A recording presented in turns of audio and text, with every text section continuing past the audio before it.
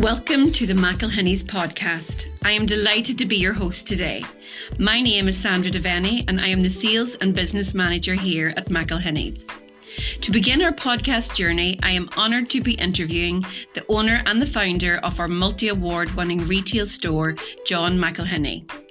2021 marks the 50th anniversary of McElhinneys, and to celebrate this special occasion, I will be sitting down for a personal conversation with John himself to find out more about his 50-year journey. It all began in 1971, selling from his Dodge van to where we are today. 100,000 plus square foot retail store here in County Donegal. From fires to floods, John talks us through the moments that have shaped the past and defined the future and the legacy of McElhinneys. Okay, so John, thank you for joining us today. So what was the defining moment when you thought, okay, right, you know what, I'm going to start my own business? From what I can remember, I think when I was at school, I thought I would like to have a sweetie shop. Very ambitious, but I thought I'd like my own sweetie shop. And that's probably where it started.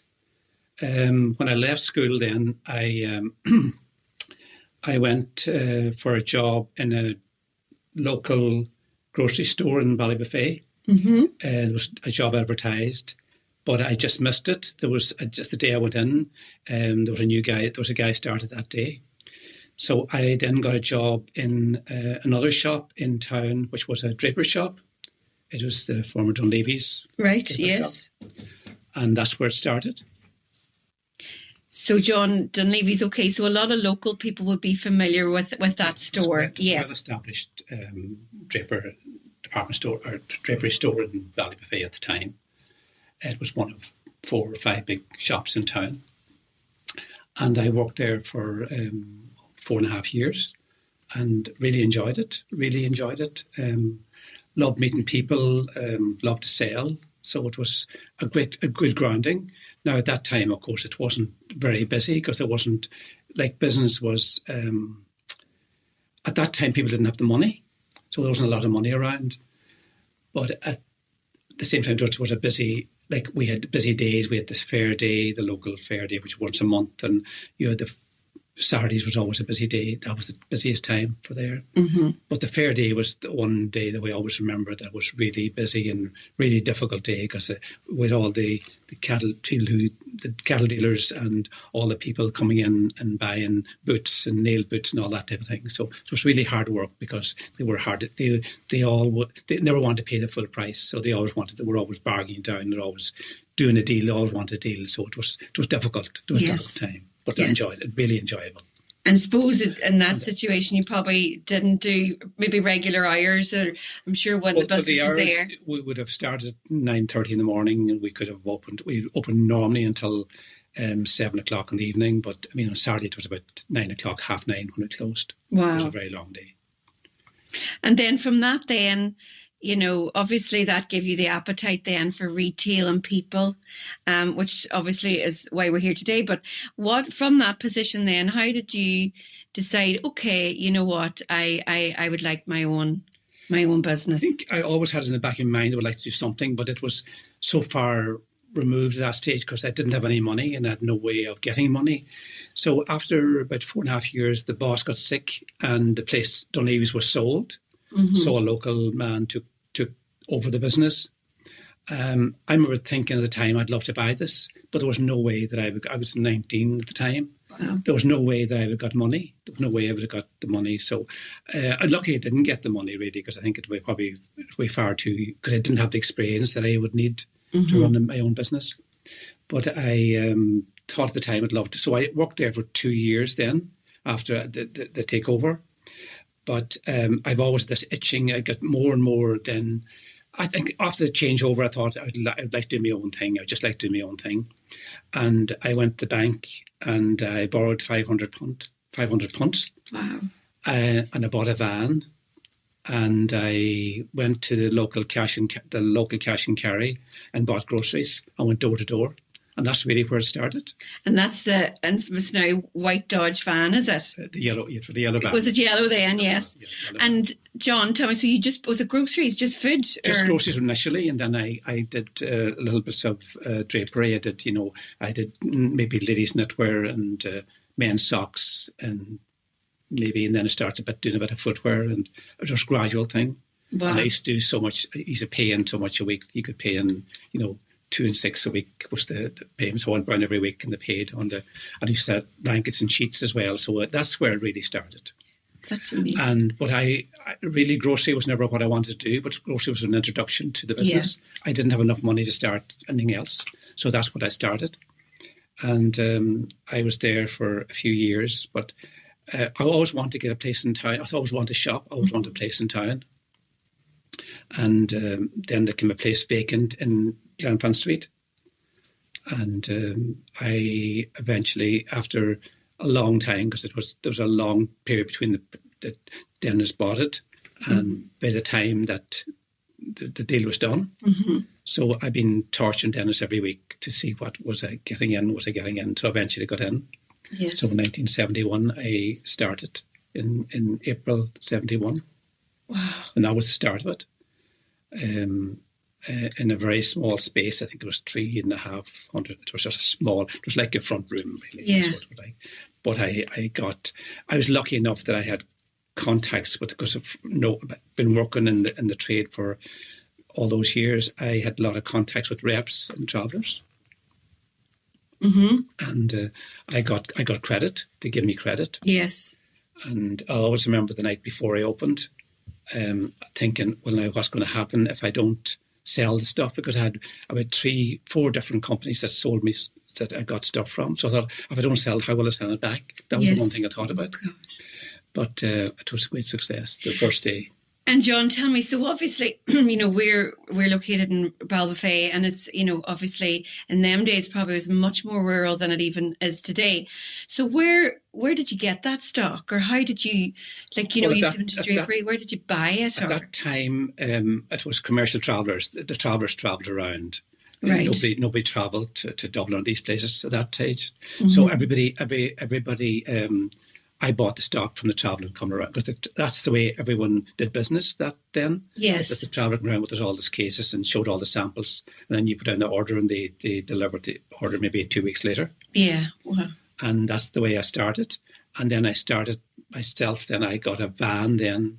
And originally I had an estated car, so I used to go to Dublin every week on a Wednesday to buy stock, because I always felt that it was better to go to Dublin because you had the stock quicker. Mm-hmm. You needed the stock, so you had the new stock, and you had it before anybody else. And that was for Glenfan Street. Glenfan Street, yes. And then what about the pricing of it, and obviously the advertising? Did you have help, or I did all myself, and initially did all myself. Wow. The whole thing. I did. I used to do the ads at night. When I would go home at night, maybe start at 11 o'clock and do the ad. I used to do an ad every week in the local papers. And we had mail order at that stage. We used to have mail order from all around the county that people used to write in and buy sheets and blankets and different things. I remember we used to have Brine Island sheets, which was we're the first in the county to have Brine Island sheets, and we sold hundreds of them. Yeah, I love it. Yeah, it was really cheap. They were really cheap, but Brine Island was such. I don't know how people slept on them, because you can imagine sleeping on Brine Island in the summertime. But it was a different era. Wow. And so, you obviously drove to Dublin on a Wednesday, and then did you have someone looked after the shop then on a Wednesday? I got one assistant then part-time, right, for a few days a week. So then they held the shop on Wednesday. So I would have left, early in the morning, come back late at night, and then empty the van, and then come back on Thursday. And, my God, that's the way it was. But, so you emptied the van, put the stuff in after the drive to Dublin, and I'm sure the road to Dublin wasn't a good road in them days. Not long by that time, because I had to come back to the south. I couldn't come back to the north, right? Because I didn't have the van bonded. So and you had to be back at the border before 5 o'clock at that time. So I never was back before 5. So I had to come back to into Longford, into Mullingar, Longford, and to Sligo, and to Donegal. So it was about 4.5 hour drive. So you 4.5 hour each way, then you had to obviously buy, then you had to get back, get the stock unloaded, get it back in the shop. Yeah, you must have been exhausted. There was a great adrenaline. No, I didn't. I never felt tired. I really enjoyed it. Really enjoyed it. I really got a great buzz out of that.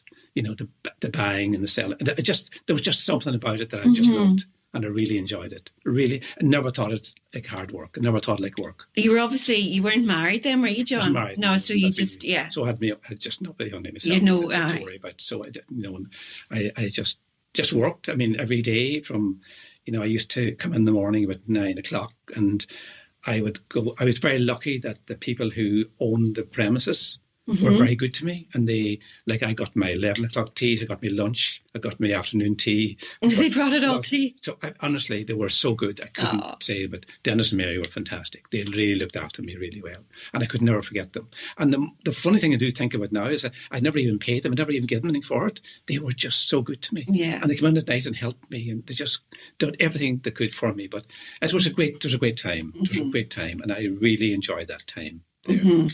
But I always had a thing that I needed more, because I needed more space. Yes. And we got there was a garage next door, or it was just a garage, and we broke into that, and we put an upstairs on it, and it was just it was a very gradual thing. And what did you sell, for example? So you sold, obviously you sold clothes. We sold clothes, shoes, ladies and men's and children's, and we did household, and we did footwear. Wow. We did wallpaper. Oh. We did lino. But just almost everything now, honestly. It was fantastic. And did you have a plan back then, John? Did you think, right, I'm going to start buying wallpaper? Or did you just go for whatever was there that day? I never had a plan. And that nothing was ever planned. I never did have a plan. Everything that happened, just things evolved, and people were looking for things. They asked for things, and I thought, well, I'm going to try and get that. So I get that, and then there was something else. And I was always under a lot of pressure for finance because I never had enough money. Yeah. And that time it was really tough times. When I think back on it now and thinking of the amount of, things were cheap, and people didn't have the money to buy. I think they didn't have the money. And the banks were really difficult to get money off. And the interest rate was 16 or 17%. So it was really tough times. Wow. But at the same time, and I always bought too much, so then I always had a lot of money. To pay, so I was always under pressure. I just had to work continuously to just keep it, and it was just survival. It was just because the bank manager was always on my back. Wow. I remember one story about. When on a Friday was always a bad day for me because all the reps stayed in Jackson's at the time, in Jackson's Hotel, and. They would call with me on the Friday leaving town. So if I owed them money, they'll call for a check. So I always had to give them. I always had a check. So I always had to give them something. Now at that time, credit was a lot easier than it was now. Of course, because the firms did give you extended credit. Yes. And if you give them some money, they were happy. As long as they got an order and some money, they were happy. But I remember one Friday, and there was a lot of guys. And I had to write a few checks, and I know it's illegal to write checks knowing you have no money in the bank. But I thought, when you're stuck, you have to do these things. Yeah. I remember, but I always had then the weekend, because you always thought, well, Saturday's going to be always a good day. And at that time, regardless what happened during the week, how quiet the week was, you had a good Saturday, because Saturday was the one day that you always were busy. It was always busy on Saturday. But I remember that day, and I wrote quite a few checks that day, but I thought, well, hopefully we'll have a good weekend. And I remember that Friday evening it started to snow. And it snowed all night on Friday night. So Saturday it snowed, so there was nobody out on Saturday. So I had a bad weekend that week. Oh, for goodness sake. I had to go to the bank on Monday morning and explain to him, and of course I got a lecture and all that. But anyway, I got through it. But it's just one of the things that how difficult things were. But I was very lucky. I was very lucky to get through that, because I was just lucky that things worked out for me. It sounded like people were good to you, and you were lucky in the sense were you good people that obviously stood by you, or there was a lot of good people as well as that, and I think luck has a lot to do with it. Like if you're lucky, things do tend to work out for you. So you really lived from check to check. It was just hand to mouth. Wow. That's really, and for quite a few years, it was really tough. I remember going home, in the evening, and checking your trousers and the jacket to see was there any money in the pocket because he needed for enlargement. That's. And there's probably people listening to this today that are maybe relatively new in business and think that, that this is impossible. I can't continue like this. And so, it's really encouraging to hear you say that you've gone from that to this today. So I think it's really good to hear that, and reassuring for many businesses out there. Yeah, well, I think that if you read a lot of people that start off with no money, that it's tough. I mean, you've got to really work at it, and stickability is really what I tell people. You've just got to stick at it and believe in what you're doing, believe in yourself, and believe in what you're doing. Mm-hmm. And that you mentioned earlier about that immense drive in you, that real hunger in you to succeed, to do well. You didn't really even think about it, but so you obviously had something in you, John, that it didn't matter what the situation was. You just kept going. Yeah, well, I think you don't have a lot of choice. You're in the situation. It's like being in a barrel of water, and you have to get out. You have to work at it to get out. Yeah. I think it's you just have to do it. You just can't. Giving up was never an option. Failure wasn't an option. There's always a fear of failure. That has always been there. It's there today. Yeah. That fear never leaves you. There's always that fear of failure, and that's for everybody. But at the same time, you cannot give up. You cannot, no matter how bad things get. You just got to keep going because what's the alternative? Yeah, there is no alternative. So, John, here we are sitting 50 years later. So, obviously, a lot of the challenges people will know about. But for if you could explain to us what are the major challenges that you had to overcome to survive the 50 years in business? There's been many, many challenges from day one. Probably it's been a challenge, and it's always been a struggle, really. I suppose from day one, because as I covered, as we talked about earlier on, about the having little money, that it makes life a lot more difficult. And I used to think at that time, if I had somebody that would give me £100, which was a lot of money at the time, but I thought, God, that'd be fantastic. It would really make my life so much easier. But I didn't have anybody. There was nobody that I knew that could give me £100 at the time, because nobody really had any money. And that's the way it was. But you just you get through it. Luckily for us, and as I say before, I was always very lucky, and things just worked out, and things happened, and we got through it. I got through it.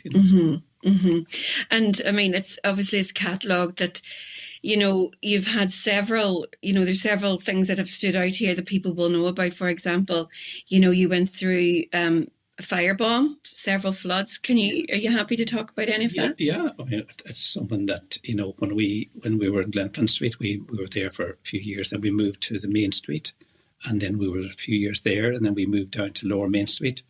And it was work all the way. It was, you just got to keep working at it. But then we moved down to Main Street. We had, in 85, we had a major flood, really bad flooding, and all the ground floor was flooded, and all the household and all that. There was a lot of damage done at that time, and the town was flooded. I mean, there was a lot of people lost a lot of houses in the lower end of the town got badly flooded. It was a very difficult time for people. Yeah, and it took us a while to overcome that, because we didn't have proper insurance, and we weren't covered by insurance. Well, we were covered, but we didn't have adequate insurance at the time.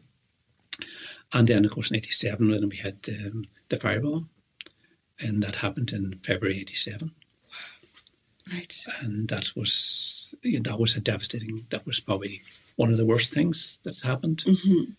And John, am I right in thinking there was a big refurb done just before that? Yeah, we just done a refurb, and we just opened the extension in December, in the 6th of December, after a lot of work.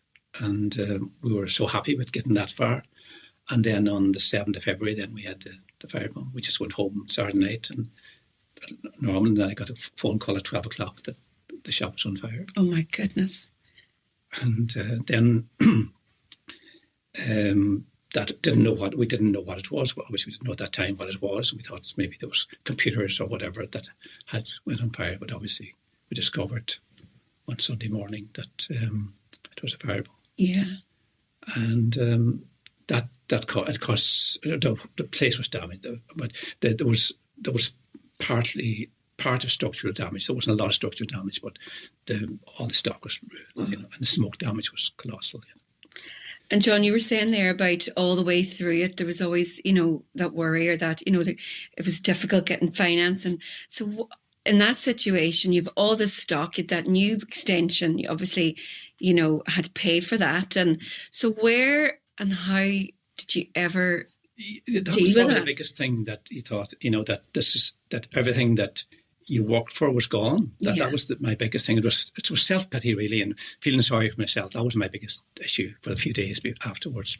It happened on a Saturday night, and I remember the following few days, thought, oh, poor John, poor me. That's all I could think about. Which is a natural reaction. I felt of all the sacrifice I made to get this far and all that. And then I remember the following Saturday I was coming into town. I come into town every day, and the following Saturday I was coming into town, thought, son, I can't go on, I can't live like this. And for some reason I said, look, this is the end of this, and we're just going to move on and get over it. And luckily for me, and obviously there was somebody looking after me. Yeah. Because from that moment I said, look, I'm not looking back, I'm looking forward. And there's no point, as I said to people now, don't look back. There's no point in looking back, because regardless of what I said or what I'd done, it made no difference.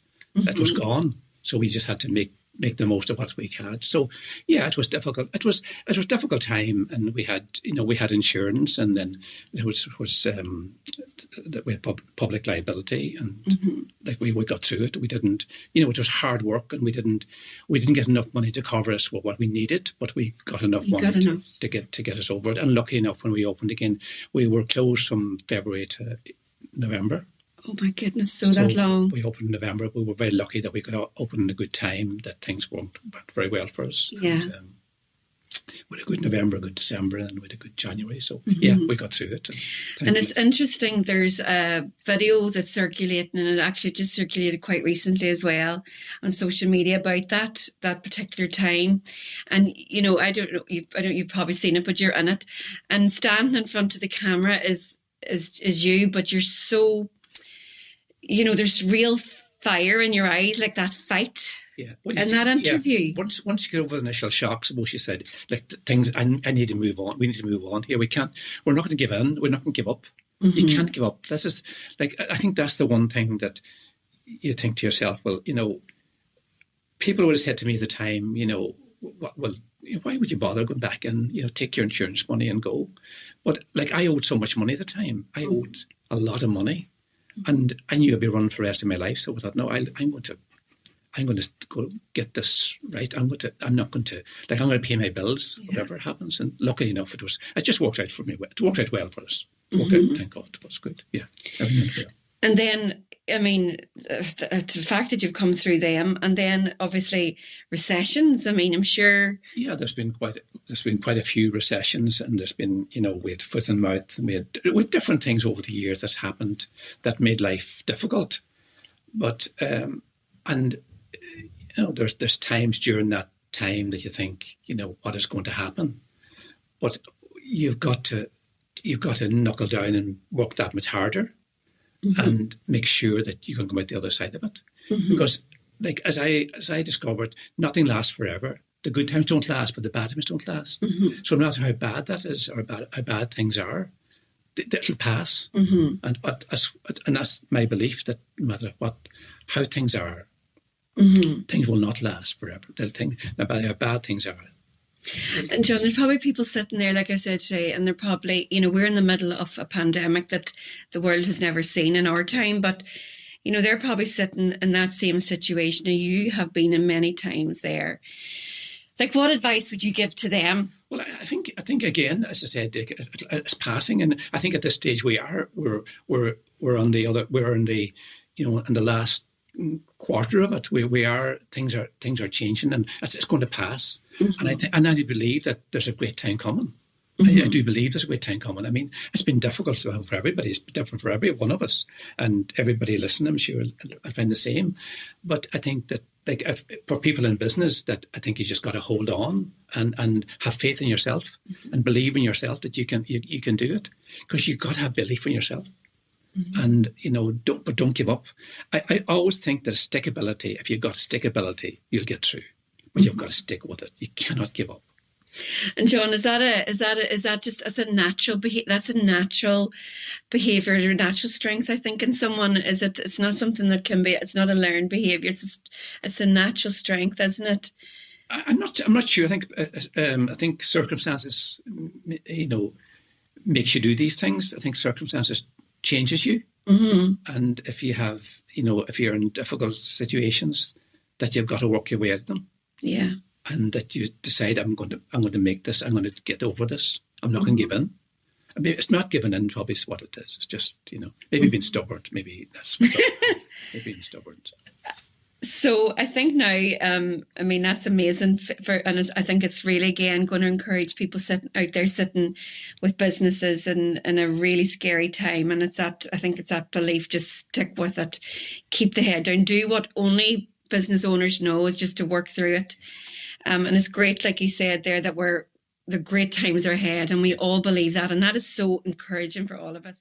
We're sitting here now in 2021. You have come through all of that. You grew up with a background where you only knew work, and you obviously a lot of love in your background, but not a lot of money. And, everything you have, you've got yourself.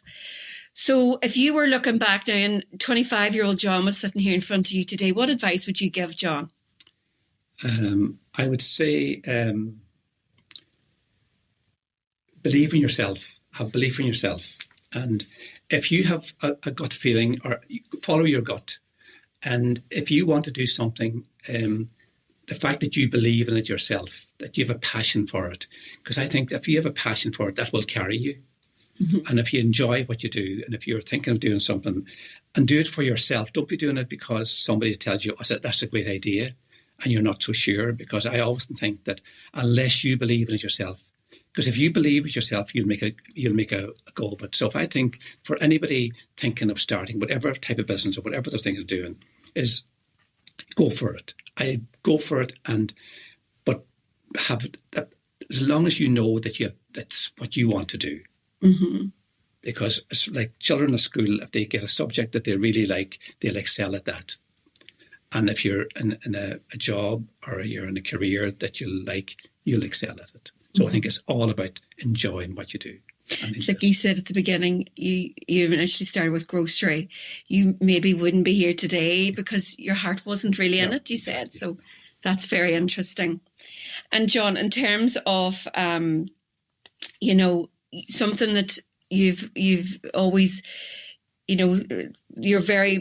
people would talk a lot about you, would be the fact that you have been very good to people and very kind, and the loyalty that you give the local people in those early days has obviously stood by you. Is that something, is that something that you actively done, or is it just it's obviously a natural instinct because we see it every day, but the importance of people around you? Well, people are very important. Obviously, people are very important, and people have been very good to me. That's the other thing that you must remember, that people have supported us over the years, and a lot of people, because it takes a lot of people to keep the show on the road. So, mm-hmm. people have been very good to us, and they have supported us over the years. So, you've got to do it in return. You've got to give in return.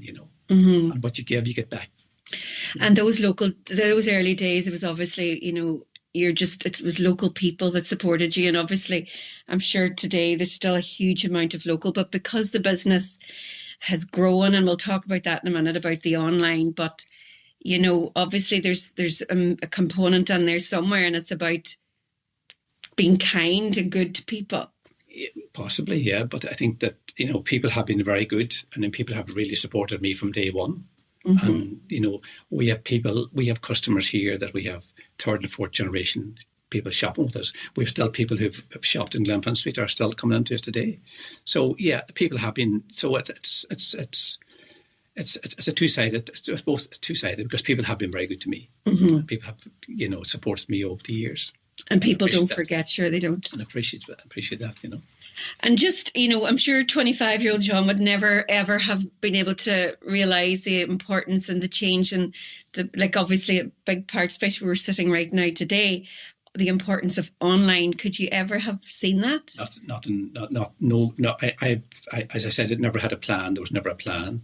So I never imagined that we would ever have an online presence, or that we'd ever be selling to all over the world, in every county in Ireland and all over different parts of the world, that we're sending package out every week, every day. It's amazing. It's just a complete transformation. So what has been the fastest moving change that has altered the face of retail over the years? I suppose I'd have to say it's internet. It's online. It probably has changed so much. I think it's been changing for a long time. When I started in business, for the first 10, 15 years, there was really no change. Things just stayed the same. But I think that in the last, 20, 25 years, there's been gradual change. But certainly nothing has ever, nobody was ever prepared for what has happened. Like a lot of things changed in Ireland when all the multiples moved in, the high street moved in, the English multiples moved in. Mm. And that put an end to a lot of the family businesses. We've had a lot of, over the years, we've had, every town had a cluster of shops, and they're all family owned, they're all family businesses. Mm-hmm. But unfortunately then when the multiples moved in, people couldn't compete. And, as people were getting older, they were giving up the business, and of course the family weren't interested in taking over, so the business closed. So that happened a lot over the years. Mm-hmm. So that was a huge change. Yeah, that was a colossal change. And then, as things went on, then we had the bigger supermarkets, and the supermarkets started selling clothing as well. Yeah. And that changed a lot. That changed a lot of things as well. Mm-hmm. It made it very difficult for the smaller independents to survive. Which then, of course, we had when the internet came on board. Then, like, we were all probably a bit late getting. Nobody ever imagined that we'd be selling clothes on the internet. Yeah. But here we are today, and it's unbelievable. It's unbelievable how things have changed. And, obviously, so when this all evolved and it sort of came, that is obviously, there was, nowadays there's obviously degree courses and there's people coming to us with degrees on this. But in those early days, John, it was probably very hard because everybody was learning. Everybody was learning. It was all new to everybody, and there's a lot of people were sceptical. Yes. People were very sceptical about it. It'll never work. Mm-hmm. And when there's so much talk like that, people would say, yeah, maybe they're right. Yeah. So we probably could have been maybe a few years earlier. Yeah. But we were lucky to get in when we got in. That we got in the time, and we built on it, and we started, and we. Had we left it any longer, it'd be a lot more difficult to get in. Mm-hmm. So we were very lucky to have, especially when you look at it today and when COVID hit, that we were in a good position to take advantage of the internet and have this infrastructure that we have. Obviously, there's an emerging. It's a huge part of that is obviously the rise of social media, and John, I'm sure with the good that brings, is there a downside to that? Is that something that you work hard on, or? Yeah, I think that it's very important to I think it's very important to embrace what is happening. I think you just can't ignore it. I think social media has its downside, but it also has a lot of. It's very important to people in business now, and like the people who are using it are reaping the benefits. Mm-hmm. So I think we all have to embrace it. We can't ignore it. It's too important. And do you think that you can have an active and a successful website without the social media, or do you think the two? I think they're intertwined. You have to. You can't do one without the other. It's so important to build on it, and it's so important to have the social media to back up your website. It has to be. They'll both go in tandem. Mm-hmm.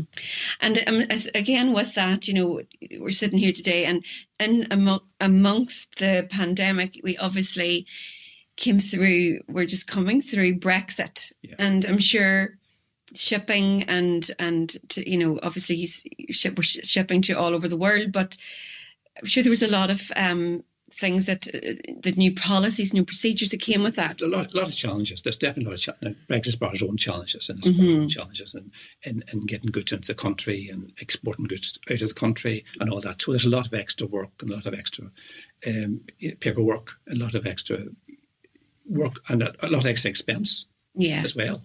Yeah. So it has definitely Brexit would cause us some grief. And I suppose sitting where we are today, we're just sitting on the border between Northern Ireland and ourselves and south of Ireland here where we are. And then obviously a huge part of McElhinneys customers we'd have a lot of Northern Ireland customers. Absolutely. A lot of have been for many, many years. And that's been building all the time. And, you know, people come here and they come, you know, the families come here for days out. You know, and they come for wedding outfits and for the wedding party, and we'll have them for the day. Yeah. So and the travel from all over Northern Ireland. Yeah. So we have a lot of people coming from Northern Ireland. And I suppose as well, there's the town itself. There's local hotels that they stay in. So absolutely, people come for weekends. People come for days. You know, it's all like business. Like no town, one business is no good. We need to have a multiple business in town. Yes, one helps the other. We all feed off each other. Like every the more businesses in town, the more attractive that leaves the town. Yes, you know, and it's been devastating over the years that in the last 15 years that so many businesses close in every town in Ireland.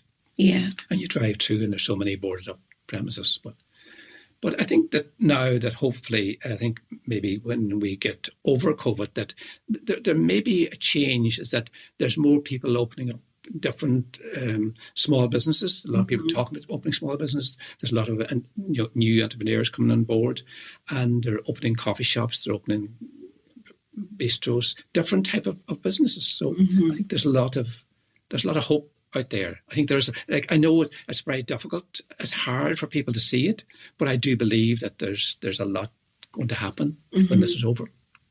I suppose when you come through so much, and then those who come out are going to come out stronger. Absolutely, I think. Just you got to work through it. Yeah, you just got to work through it. And John, do you believe that people are going to be excited to dress up and I think people will love to get back to people will tell you, oh well, what is going to happen with bricks and mortar and internet and that, but I think people will really love to get back to bricks and mortar. I think they'll love to get back to retail therapy, because retail therapy has been the main entertainment for a lot of people for a long number of years, and that's not going to change. And people will be really excited to get back in and to get dressed up. And I think people are being so tired of, staying indoors and not dressing up and, going around in their tracksuits or whatever. They love to get out and dressed up and get on the heels again and get out. Yeah. People are craving experience. Yeah, I think that's, and I think that people will be, want the experience, but they want a good experience when they come into a retail store anymore, that they want just more than merchandise. They want to be experienced. They want to be entertained almost. Yes. That people are expecting more. And I think that that's where we need to be up our game as far as looking after people and making sure that we have what they are looking for, and that they're not disappointed when they come in. So sort of what you're saying there is like the customer service expectation 10 years ago was different to the customer. Totally. Very good. And so I suppose another thing, a lot of customers nowadays, they're very time poor. Yeah, that's right. People don't have the time anymore. People don't have the time. And that's why that, when they come into a store, they want to get in and get out if they're in a hurry and they don't have the time. And that's going to be so important going forward, is that when the stores are laid out in a way that it's easy to shop, and it's a good. They're having a good experience. Yeah. So customer service for some people is that efficiency, seeing what they want, get in and out. Yeah. Another customer likes to spend the day. That's right. That's different people, but you've got to make sure that you're looking after everybody who comes through the door. Yeah, that's excellent. And John, in terms of, obviously McElhinneys is very well known also for bridal, the award-winning bridal rooms in the store, and the fact that obviously the occasion department people do travel all over Ireland and the UK and Scotland to come and shop for that special occasion. And do you see a change in that? Is that something that... I think there'll still be, occasion where it's changing, different, but I think that occasion is still very important because we still have a lot of events, we still a lot of occasions to go to, and people will want to dress up for occasion. And people want to get the nice dress or the nice suit or whatever that is. But I think that we'll still have, like people talk about, people are so, they've had so much casual at now, and I think they'll definitely be very interested in dressing up again. Yeah, that excites me to hear that. I just love the idea of that.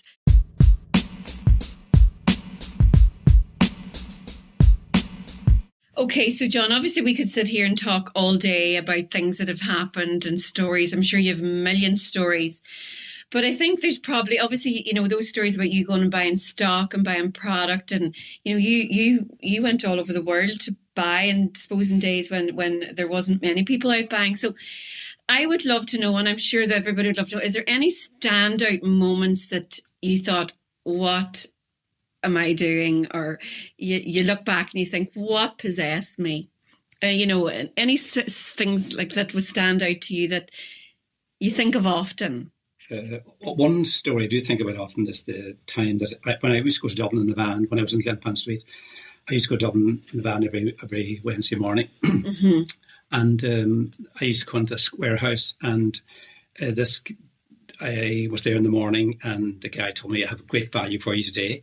If you're interested in a deal. And I said, right. So he said, it was ladies' coats. And he said, there were £4.50 or something. I think £4 something anyway. And he said, but there's 500. You have to take the 500. Right, okay. So I thought, yeah. So yeah, I'll take them. Now, I didn't think about them because first of all, I didn't have the money to pay for them. I didn't know where I was going to put them because I had no space, because I didn't have any. I have no storage. I had no storage.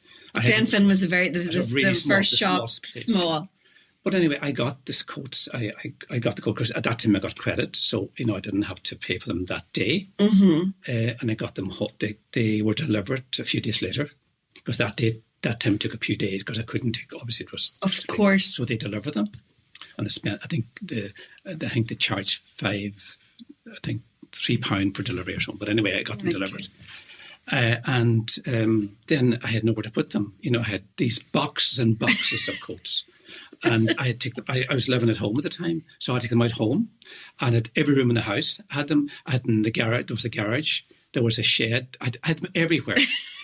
And I thought, but something? We sold every coat. Oh my goodness. Believe it or not. But it just shows you how things have changed. Wow. But I used to think, what? Like, I don't think I would even take that chance now, even though I had space. And I had no space. I had no money either. But it worked. It worked. And was it the same coat and just a different size or different styles? No, there was an assortment. In fairness, there was a good assortment. It was a really great deal. Now it was a factory in London that closed down, and they had bought it. So then he was selling them. Wow. So I was the first target. I was the first one in. So he said, "Look, if you're interested, I'll give them to you." But you had to take the. Yeah, it was just a lot. It was a job lot. Wow. But they were fantastic. Now it probably took us 2 years. I mean, we probably didn't sell them all the first season, but we did sell them in the second season. So you took a risk, and is that something you've done over the past? I think that was the thing that I've always been. Look, I took risks, and I was lucky that I could get through the risk. Yes. Because sometimes you take a risk and maybe it'll not could end you. Yeah, it could end you. And there's been times I took chances that probably I shouldn't have taken, but luckily enough I got through them. Like I'm lucky I'm not working for somebody, because I probably wouldn't be. Probably You'd be sacked. I wouldn't be kept. And Sean, would that be something that you would, that you'd be nervous about telling people to take risks, or is that something you would advise? And I think that you've got to take the chance. You've got it, and I know you've got to be careful and things. Bobby, like it hasn't changed that much really. I mean, I think again, your gut feeling, you have a gut feeling yourself, and you take to say, will I, will I not? And you say, look, I'll go for it. And let's chance it. Yeah. And it's like different things that, that people do over the years, that I've done over the years, that, even buying property and that, and, say, well, I'll buy it. Whereas, maybe, I didn't know I was going to get the money, but you always got the money eventually. Yes. You had to fight for it, and you maybe had a sleepless night or two over it. Yes, but yes. It always worked out. And obviously through that 50 years, you said you started out, you were just a single man with so much ambition and fire in your belly and not much else. And then you obviously met, you got married to Eileen, and then you went on to have 2 children, and how did that work out? Obviously, I was very lucky, I suppose, that Eileen, is the backbone of the business, really, because she's always there for me. And like she, long-suffering Eileen, as I say, Eileen has been there all along and been through the good times and bad times, and the tough times and good times. And also that she's supported me all the way. Yeah. And in regards to what I want to do, she was behind me. So and that's really important. That's and would she be different to you, John? Eileen wouldn't be a risk taker. And I wouldn't have told Eileen a lot of things that happened during the years until it was over. Yes. Because I know she'd be worrying about it. Yes. But no, Eileen wouldn't be the same. No, I would be. I think that it's a lot easier to take a risk when you're in the business. Like telling somebody that doesn't understand what's going on in the business, or that is not involved totally in the business, that it's not fair, because you worry them, because they know how you can deal with this, and it's possible to. Like I mean, if you told somebody now that I owe €1 million, they say, oh God, that's an awful lot of money, but you know yourself how you deal with that. Yes.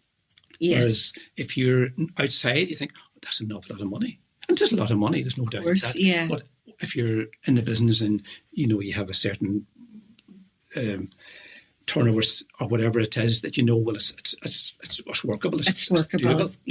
Yeah. You've got the plan. You'll that it'll be paid. It's paid. Yeah, that's right. And obviously, we came into this year with a beautiful part of the campaign, and there was an award for it, was your own grandchildren. That's right, exactly. Which was lovely, and I think is that something that's been important to you, to keep it in the family and to keep it as a family business. I think it's very important. I think it's very important to have family business. It's very important to have family involved in business. Yes, it's because.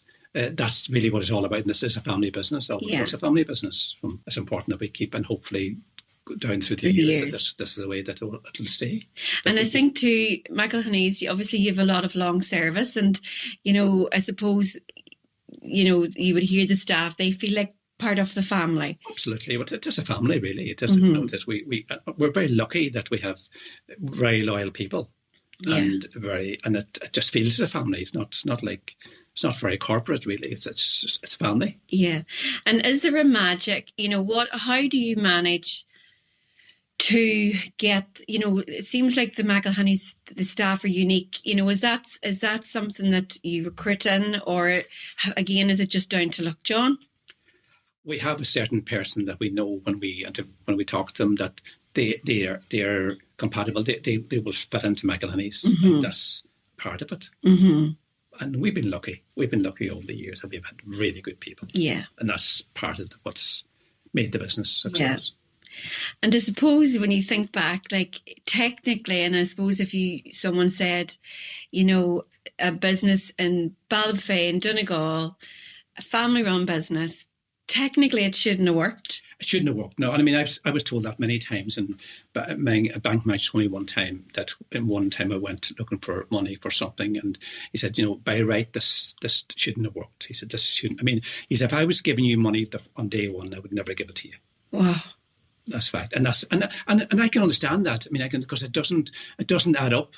Like there was never, like I never had a master plan. There was never a master plan. It was some of the things evolved, that things just happened. Yeah. As the years went on, and one thing led to another. Yeah. But there was never a plan. There's never. People keep saying, "Well, what was your plan?"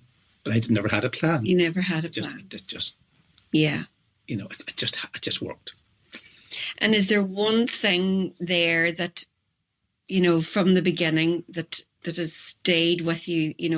Obviously you mentioned very early on about the stickability and the determination in you, but is there anything else, John, that has never changed? No matter, you went from that tiny, the yellow Dodge van to now sitting in this 100, plus square foot building and with a very well established online business. Is there anything that is still the same today that was in that, even the early days of that wee shop? I think what it is, I think that it's wanting to do better. I think you always want to do better. I think that no matter what things are, how good people think it is, there's always room for improvement. I think that's what it's all about. It's just trying all the time to make it better. Mm-hmm. And that'll be my thinking all the time to matter. And I think again, it's back to maybe fear of failure. Yeah. That you want to just make sure that you keep moving forward, that you don't go backwards, that you keep moving on, mm-hmm. and that you can come out the other side. And I think that's really all it is. It's fear of failure, probably. Yeah.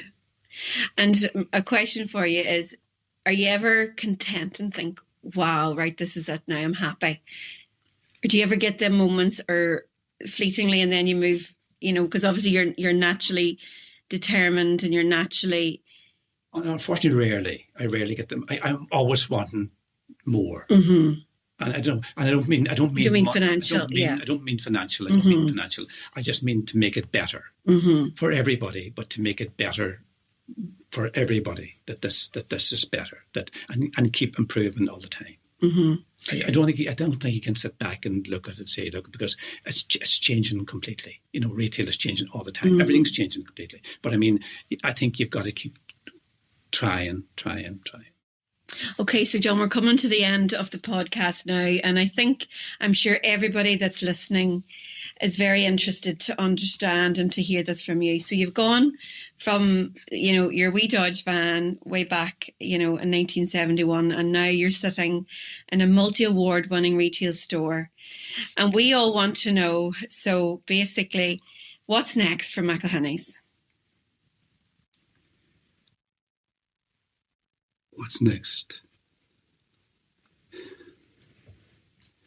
I think we still keep trying. It's been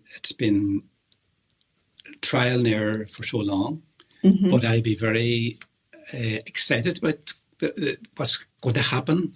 I feel that, first of all, hopefully we'll be around for a long time to come, but that we have a very dynamic team at the moment, and I feel what we can achieve.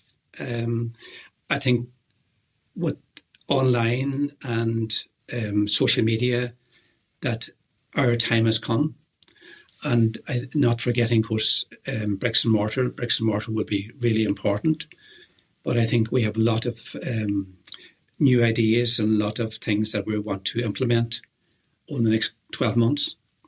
A lot of changes in the store. I think that, we talk about the roaring 20s, but I think we're just in the roaring 20s. We're in the beginning of the roaring 20s. I think that for anybody that's in business now, I think they're in for a really good time. I think it's really going to happen over the next couple of years. I would say, again, you've got to stick with it. You've got to keep with it. And I know that it's been very difficult for a lot of people out there and difficult for us all. But at the same time, I think that, we've all got, I think now above all times, it's important to focus on the business and focus on what you can do to make the business better. And that's what we're doing in the next 12 months, that we have making lots of changes.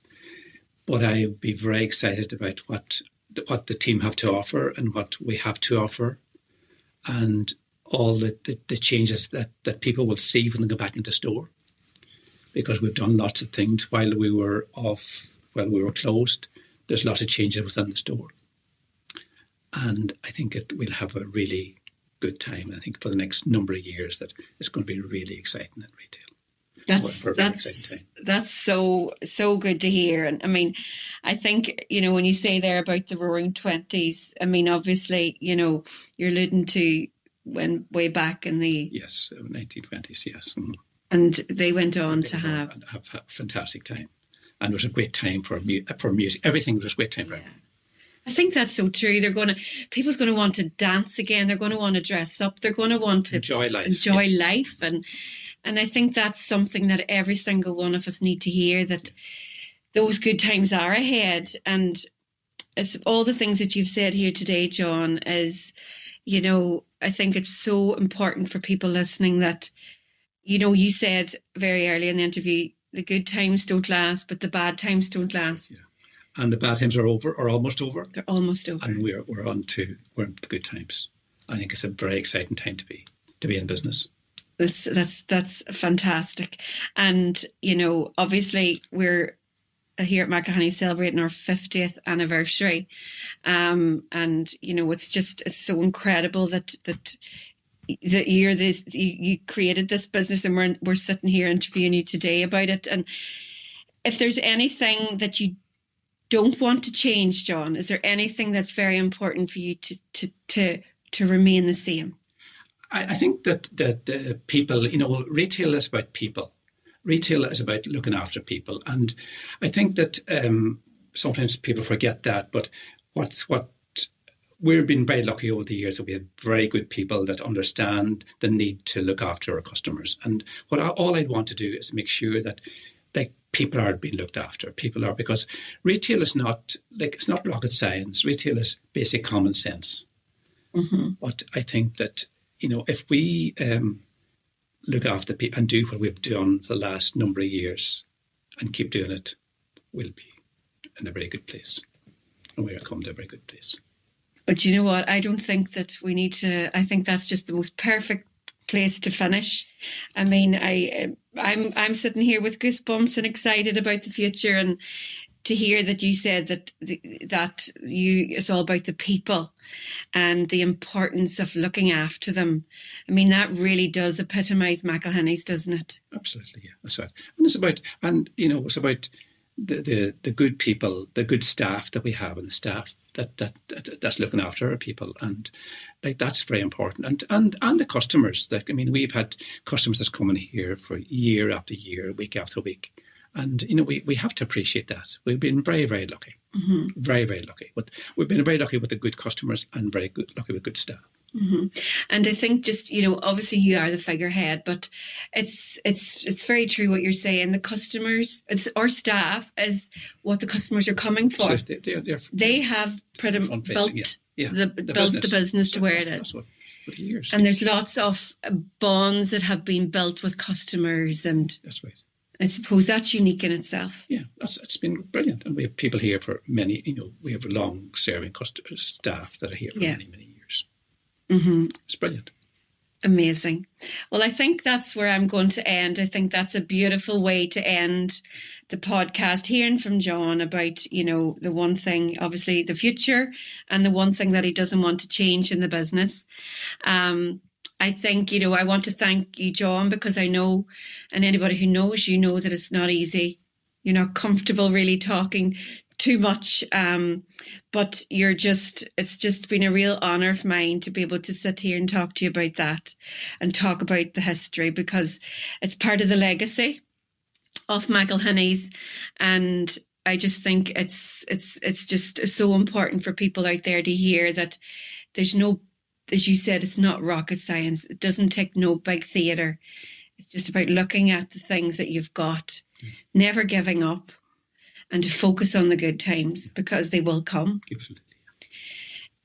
Well, listen, I hope that everybody out there enjoyed, listening to that. I, for sure, as I said, I'm so honoured to be able to interview John. And I think there's so many people that will get something from that. Thank you so much for joining us on our 50th anniversary. We are certainly going to celebrate, and by God, we are going to have one hell of a party, and our 20s are certainly going to be roaring. So thank you. Thank you. Thank you, John, Thank you. and take care.